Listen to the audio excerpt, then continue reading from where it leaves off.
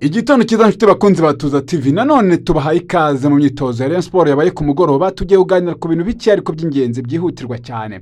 Bakunzi bagikundiro mwaramutse neza. Uyu ni Lotfi Azuzu, umwe mu basaza namaze kubona buruhu rw'abazungu utsimbarara ntave ku bintu, bakagerageza kumuca intege bakamuvuga amagambo menshi ariko akomeza kwihangana. Nguyu Perezida wa Rayon Sport ku mugoroba adutangariza ko uyu munsi Abedi Bigirimana akora imyitozo mu Nzove. Uyu Perezida Bwana Twagirayo Tadeyo bamubaza kuri Azuzu Lotfi, uyu waje wungirije afami ya Lotfi, yaravuze ati turamufata nk'aho ari nk'umufana wa Rayon Sport waguze jezi yayo akaba yanga kuguma mu rugo kuri hoteli akaza gupfa guherekeza umutoza ku myitozo gusa.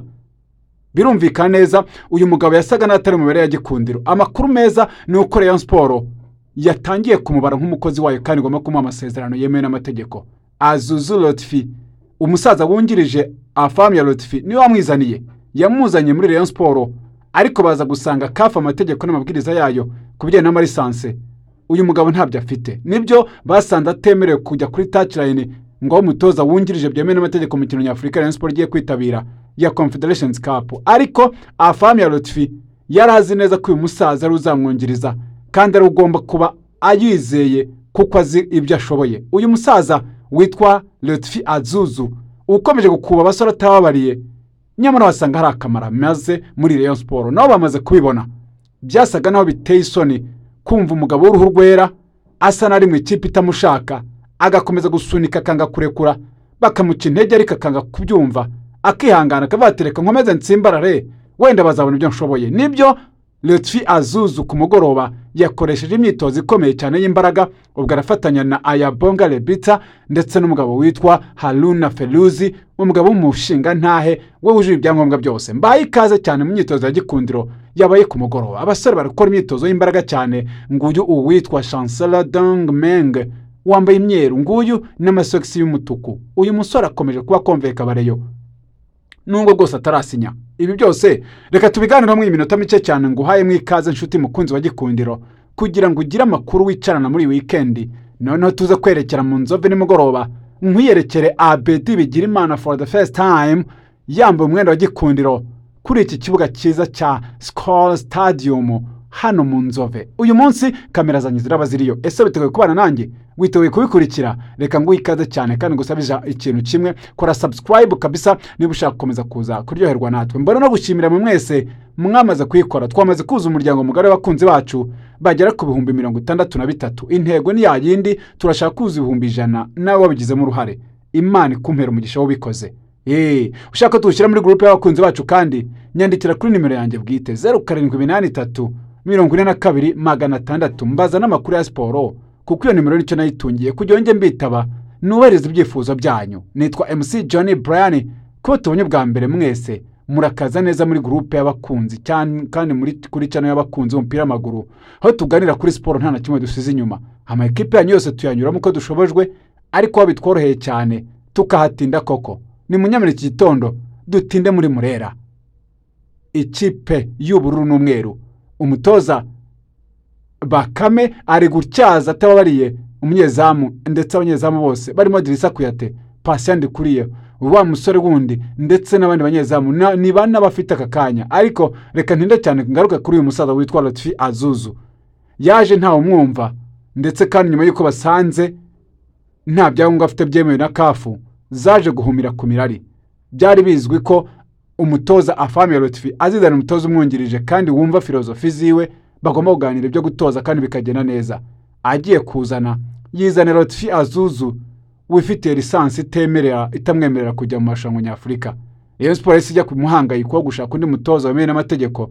Bazaniye umugabo w'imitego nk'iya Robertinho n'indi mubereka yitwa Feruzi Haruna, ni umushinga ntaye mu gihugu cy'u Burundi. Yaciye mu kipe atandukanye ariko by'umwihariko nka za Flambeau du Centre, Dynamique ndetse n'izindi. Uyu mugabo witwa Feruzi Haruna ngo ni umuhanga cyane mu bijyanye na match analysis. Ese kuri video analysis ye azafasha Gikundiro? Turabyiteze nta gushidikanya. Ubwo niko kandi witwa Lotfi Azuzu waje bakamutera hejuru bati nasubire nta byangombwa afite, yakomeje kuvunira ibiti mu matwi. Niwe muzungu wenyine wabashe gutsimbarara mu bintu bakamuca intege akabaho yanzwe abizi neza, ariko akanga kuhava agakomeza gukambya umutsi, agakomeza gukurura umutsina, ati ntaho nzajya ntaho nzajya nzerekana ibyo nshoboye. None ngaho abahungu bari kubyungukiramo, abakuba nta buryarya, abakamura bikomeye cyane ngo babyaze umusaruro. Ese mama bareyo, mwaba mwari mugiye kwitesha zahabu y'umusaza w'umusaje, ubwo ntimwazabishimira Imana mubonye bagiriye umumaro? Byaba ari byiza, kuko na Rayon Sport ubwayo twagira Tadeyo ejo mu kiganiro n'abanyamakuru ku mugoroba kuri Skol yatangaje ko ari umutoza wabo kandi bagiye kumuha amasezerano yemewe n'amategeko. Nibyo koko nshuti yanjye, isomo twakura kuri umusaza w'umusaje umaze imyaka myinshi nuko mu by'ukuri mu buzima nta gucika intege. Nubona okaziyo uzatsimbarara ukomeze ugerageze, were kwivumbagura. Ubundi abagabo b'uruhu rwera by'umwereka abazungu, iyo ageze mu kintu akabona ntibamushaka ahita yihuta akava mu nzira, ntabwo bakunda guseba. Ariko Lotfi Azuzu yakuriye umutsina mpaka arakomeza arakora, n'ubu ngubu aracyafite umwete koko. Ibaze ko perezida nyine yivugiye ati tumubara nk'umufana wa Rayon Sport wazanye n'umutoza akaba yanga gusigara kuri hoteli agapfa kumukurikira mu myitozo nyine. Ibaze nyine iyo interview, ibaze iryo jambo. Ariko umutoza akanga agatsimbarara agakomeza kugerageza, n'ubu bakaba bagiye kumuha amasezerano. Ubanza barabonye ibyo abashije muri iyi kipe ya Gikundiro. Nibyo koko, ariko ni na byiza umuntu niba akora ibyiza abishimirwe kandi abyubahirwe, ahubwo asabwe gukomeza gushyiramo imbaraga. Ngayo nguko Lotfi Azuzu ubu ni umutoza wemewe n'amategeko wa Gikundiro. Ni umubona numuzagira ngo ni umuntu wigendera gutyo gusa, araba afite intego n'intumbero muri Gikundiro koko.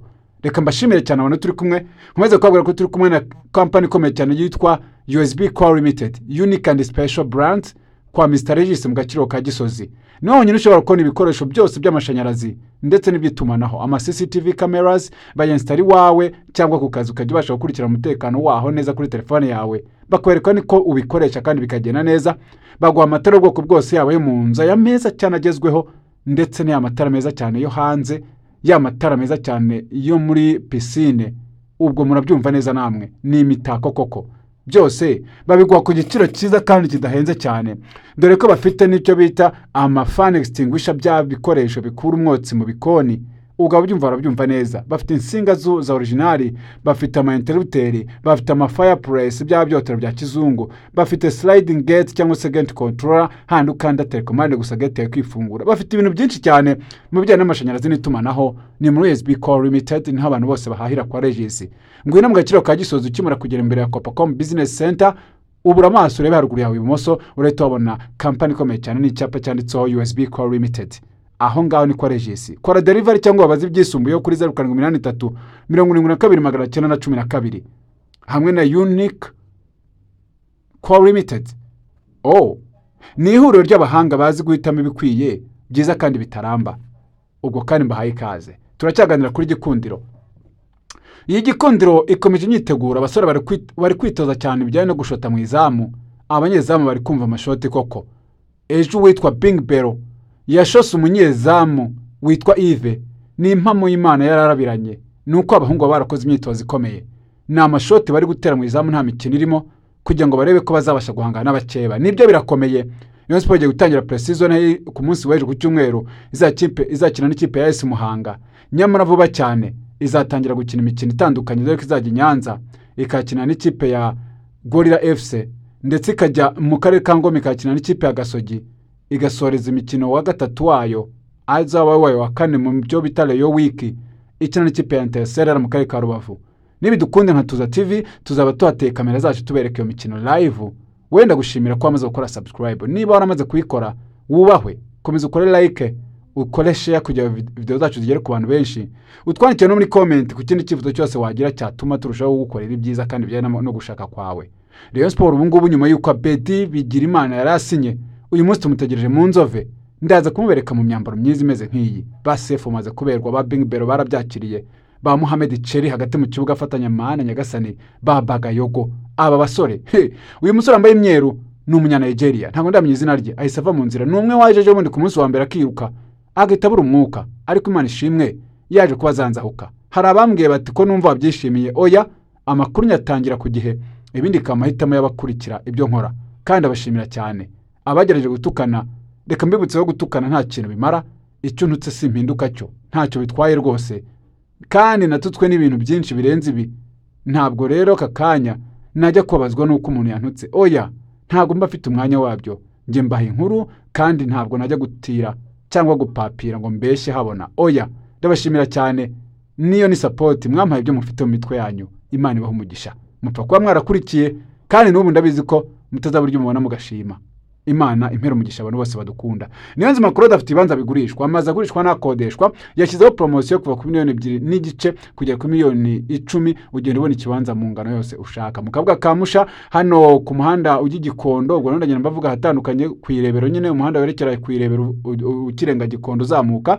Ubu kandi ko Rwamagana munsi ya Ribu, sorry nako ku muhanda ujya kuri Muhazi, hariya neza cyane iruhande rwa kaminuza Yerika, ndetse ni Kayonza munsi ya Ribu hari ibibanza byinshi biri kuri poromosiyo. Genda uguremo icyaho ukorere imitasiyo ako kanya, niba udafite n'amafaranga yuzuye wishyura mu byiciro. Ibi byose Niyonzima Claude abigufashamo mu buryo bworoshye cyane, kandi afite n'amazu agurishwa n'akodeshwa. Bye.